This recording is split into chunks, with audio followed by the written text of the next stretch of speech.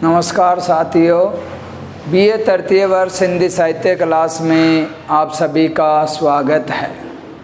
हिंदी साहित्य इतिहास में हम जो आधुनिक काल पढ़ रहे थे, आधुनिक काल में अपने छायावाद के बाद प्रगतिवाद पढ़ा था, प्रगतिवाद के बाद प्रयोगवाद, जो यानी प्रयोगवाद से तात्पर्य नित्य नए प्रयोग, नई प्रवृत्तियाँ जो कवियों के द्वारा नई नई कविताएं प्रयोग में ली गए, नए नए प्रयोग किए गए, वही हिंदी साहित्य इतिहास में प्रयोगवाद के नाम से जाना जाता है।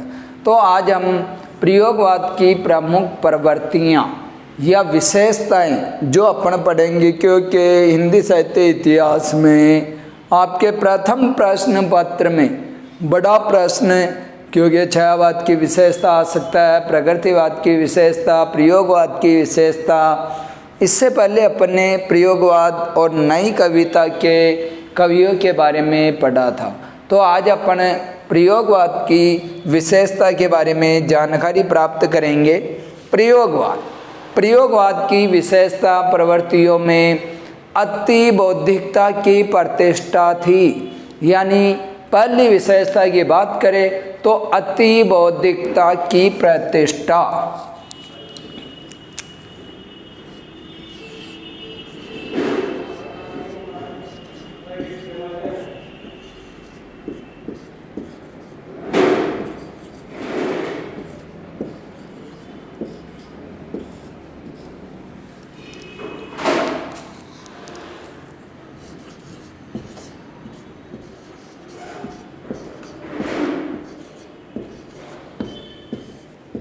यानी प्रयोगवादी कवि अति बौद्धिक, भावुकता के स्थान पे इन्होंने बुद्धि का प्रयोग, बुद्धि की प्रचुरता, और वो हर एक बात में तर्क वितर्क करने लग गए। अति बौद्धिकता, कल्पना का जो छायावाद में समावेश था, वो कल्पना के समावेश को हटा के आदर्श और यथार्थ को हटा के अति बौद्धिकता, बुद्धिवाद का प्रयोग प्रयोगवादी कवियों ने किया था। तो पहली विशेषता अपने अति बौद्धिकता की प्रतिष्ठा, यानी भावुकता के स्थान पे इन्होंने बुद्धि की प्रचुरता का प्रयोग किया था।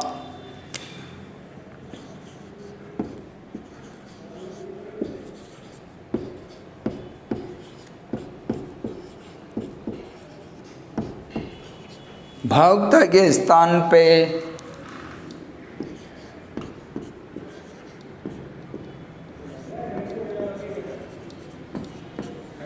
बुद्धि का प्रयोग, यानी ये तर्क वितर्क पे अधिक कार्य करने लगे थे। हर बात में ये तर्क वितर्क को प्रयोग में लेते थे। दूसरी विशेषता अति नग्न यथार्थवाद, यानी प्रयोगवाद की दूसरी विशेषता अगर अपन देखें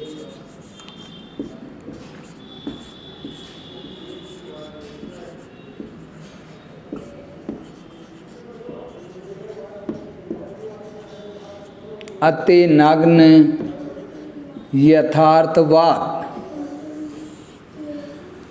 यानी प्रयोगवादी कवियों ने हिंदी साहित्य इतिहास में अति नग्न यथार्थवाद, यानी इन्होंने जो अपनी काव्य रचना की, उनमें इन्होंने बिल्कुल खुले रूप में कि जैसे मेरे मन की अंधियारी कोठरी में अतृप्त आकांक्षाओं की वेश्या बुरी तरह खल रही है। यानी इन्होंने हिंदी साहित्य इतिहास में अति नग्न यथार्थवाद का प्रयोग इनके द्वारा किया गया था। अगली विशेषता निराशावाद,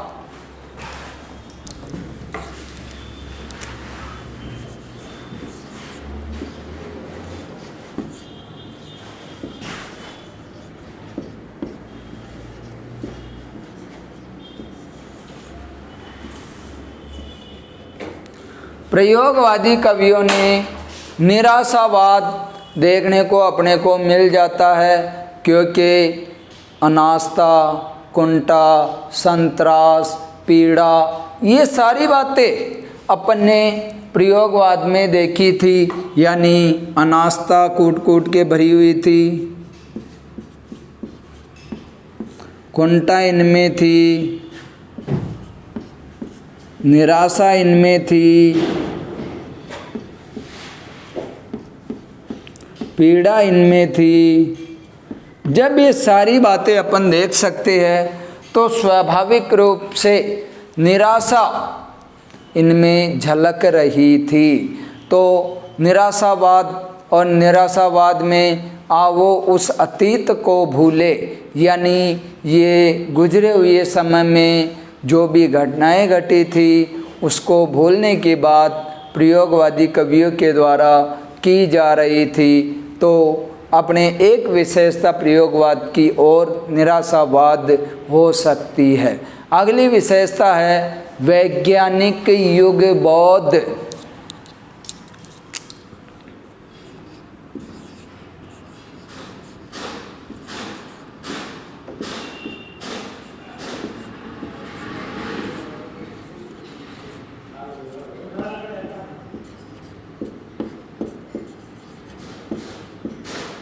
यानी वैज्ञानिक युग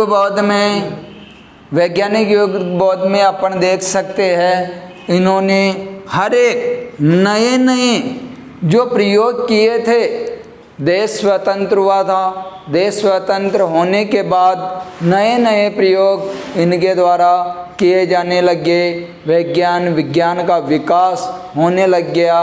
तो कवियों ने भी अपनी साहित्य में कल्पना के स्थान पे वैज्ञानिक युग बौद्ध का समावेश इनके द्वारा किया जाने लग गया था। तो वैज्ञानिक युग बौद्ध भी प्रयोगवाद की अगली प्रवृत्ति विशेषता अपने बन जाती है। अगली विशेषता यदि प्रयोगवाद की देखें अपन तो मूल्यों का विघटनकारी रूप। मूल्यों का विघटनकारी रूप अपने को छायावाद के पहले जो द्विवेदी युग था उसमें भी देखने को मिलता है। तो पांचवी विशेषता मूल्यों का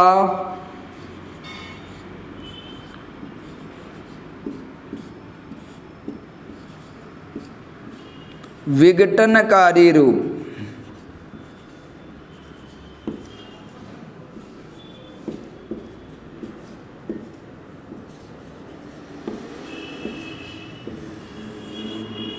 यानी प्रयोगवादी कवियों ने जो नैतिक मूल्य थे उन्हें छोड़ दिया था, नैतिक मूल्यों का पतन होने लग गया था। अपन ने द्विवेदी युग में देखा था कि बाप बेटा बेचता है, भूख से बेहाल होके हो रही अनीति बर्बर देश में चारों ओर। तो अपन ने जो द्विवेदी युग में मूल्यों का विघटनकारी रूप देखा था वही मूल्यों का विघटनकारी रूप अपने को प्रयोगवाद में देखने को मिल गया, क्योंकि मूल्यों का विघटनकारी रूप व्यक्ति अनास्था, पीड़ा, कुंठा, संतरास में डूबता जा रहा था। आज़ाद देश हुआ किंतु व्यक्ति आज़ाद नहीं हुआ था। चारों तरफ अपन देख सकते हैं जो बेरोजगारी फैली हुई थी, जो अपने सामंतवाद था उसका बोलबाला था। तो हर जगह मूल्यों का विघटनकारी रूप देखने को प्राप्त हो रहा था। अगली विशेषता रीति काव्य की आवृत्ति।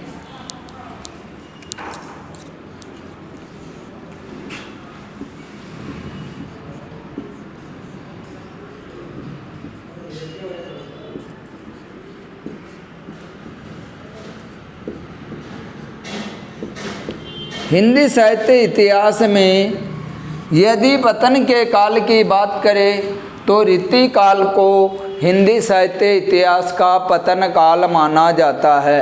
रीति काव्य श्रृंगार काव्य, रीति काल श्रृंगार काल था, किंतु यहाँ आधुनिक काल में भी अगर अपन देखें तो प्रयोगवाद में रीति काव्य की आवृत्ति दोहराई गई थी, क्योंकि अति यथार्थ रूप में श्रृंगारिकता का वर्णन किया गया था।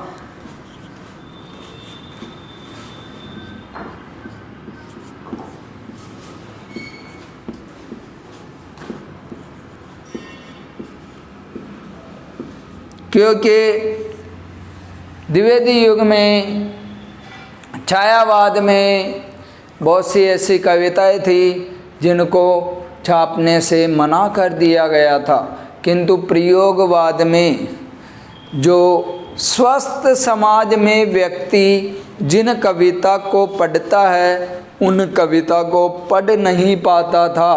ऐसी ऐसी कविताएं कवियों के द्वारा रची गई थी, क्योंकि उन कविताओं में कुंठा को अभिव्यक्त किया गया था। तो अपन यह कह सकते हैं कि आधुनिक काल में भी जो प्रयोगवाद था, प्रयोगवाद के समय में रीति काल की, रीति काव्य की वापस आवृत्ति हो गई, श्रृंगारिकता का वर्णन किया गया था। अति नग्न यथार्थवाद जो अपन ने देखा था, तो जो स्वस्थ समाज में परिवार में व्यक्ति होते हैं उनके सम्मुख ऐसे ऐसी कविताएं आई जो वो पढ़ नहीं सकते थे। तो अपने रीति काव्य की आवृत्ति भी एक विशेषता मान सकते हैं। अगली विशेषता आती है अपने नवीन विषय की परिधि।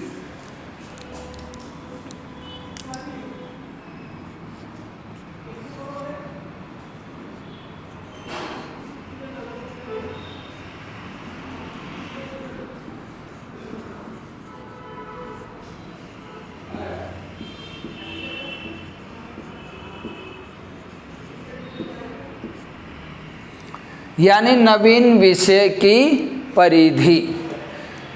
प्रयोगवाद में किसी भी विषय को लेके कविता हो सकती थी, यानी चूड़ी को ले लो, कप को ले लो, प्लेट को ले लो, गाय को ले लो, गधे को ले लो, किसी भी विषय पे कवि कविता लिख सकते थे। सामाजिक जो साहित्य की परिधि थी समाज में, उस साहित्य की परिधि को जो उसके नियम थे सभी नियमों को इन्होंने ताक में रख दिया था। साहित्य की परिधि पे जो कविताएं नहीं लिखनी चाहिए थी वो कविताएं भी अपने प्रयोगवाद में लिखी गई थी। कविता का विषय कुछ भी हो सकता था। ऐसी कविताएं जो हमें बिल्कुल अरुचिकर हो तो भी वो कविता बन गई थी। तो नवीन विषय की परिधि यानी ये किसी भी विषय पे, कैसे भी स्तर पे, किसी भी तरह से ये काव्य रचना कर सकते थे। अगली विशेषता उपमानों की नवीनता। 8वीं विशेषता अपने सम्मुख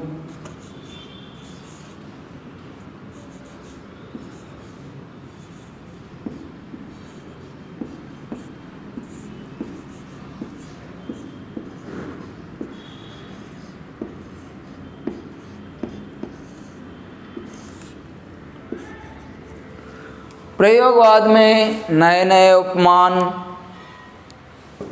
यानी उपमा के आधार पे, तुलना के आधार पे कवि के द्वारा कविताएं लिखी गई थी। आप उन कविताओं में अंतर नहीं कर सकते कि ये गद्य की कविता है या पद्य की कविता है। यानी जैसे प्यार का बल्लभ फ्यूज हो गया, यानी इनके द्वारा नवीन नवीन विषयों पे उपमानों के द्वारा कविताएं, क्योंकि नवीन विषयों पे अरुचिकर कविताएं इनके द्वारा लिखी जाने लग गई। और सच्चिदानंद, हीरानंद, वात्स्यायन, अज्ञेय तो ये कहते हैं कि अब साहित्य में परिवर्तन की आवश्यकता है। जैसे पीतल के बर्तनों पे मुलम्मा हट जाता है तो वापस उस पे मुलम्मा चढ़ाया जाता है, जो अपन सामान्य भाषा में सामान्य उदाहरण के द्वारा, जैसे कि कोई पीतल के बर्तन पे सफ़ेद सफ़ेद तय लगाई जाती है, वो तय हट जाने के बाद अपन टटेरे के पास जाते हैं, जो कल्ली अपन बोल सकते हैं, उस पे वापस वो तय लगाई जाती है। तो इसी प्रकार अज्ञेय जी कहते हैं हमें भी हिंदी साहित्य इतिहास में पुरानी परंपराओं को हटा के नवीन परंपराओं के आधार पे इन पे परत लगा कि यानी पुरानी बातों को रस, छंद, अलंकार, इनसे इनका कोई लेना देना नहीं था। बिना रस, बिना छंद, बिना अलंकार के प्रयोग की कविताएं इनके द्वारा लिखी जाने लग गई थी। तो उपमानों की नवीनता भी प्रयोगवाद की एक विशेषता है। अगली विशेषता है घोर अहम निष्ठ व्यक्तिवाद। 9वीं विशेषता अपने सम्मुख आती है।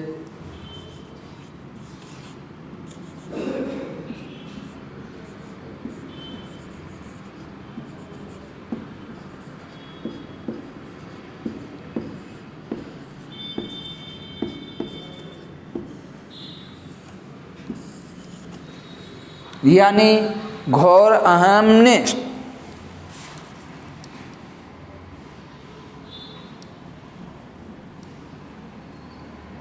घोर अहमनिष्ठ व्यक्तिवाद, यानी यहाँ व्यक्ति की उपेक्षा प्रयोगवाद में खूब हुई थी। यानी कवि साधारण विषय को लेके कविताएं लिखने लगे। कवि कहते हैं कि साधारण नगर में मेरा जन्म हुआ, बचपन भी बीता अति साधारण खान पान में। यानी ये उदाहरण कविता के हो गए। तो घोर अहमनिष्ठ व्यक्तिवाद, उन्होंने जैसा उनका परिवेश था, जैसा उन्होंने देखा, वैसा का वैसा इनके द्वारा प्रयोग किया जाने लग गया था। तो अपने सम्मुख प्रयोगवाद की जो 9 विशेषताएं आई है, उनमें अपन ने पहली विशेषता अति बौद्धिकता की प्रतिष्ठा, दूसरी अति नग्न यथार्थवाद, तीसरी निराशावाद, चौथी वैज्ञानिक युगबोध, 5वीं मूल्यों का विघटनकारी रूप, रीति काव्य की आवृत्ति, नवीन विषय की परिधि, उपमानों की नवीनता और घोर अहमनिष्ठ व्यक्तिवाद, ये अपने प्रयोगवाद की प्रमुख प्रवृत्तियाँ और विशेषता अपने सम्मुख।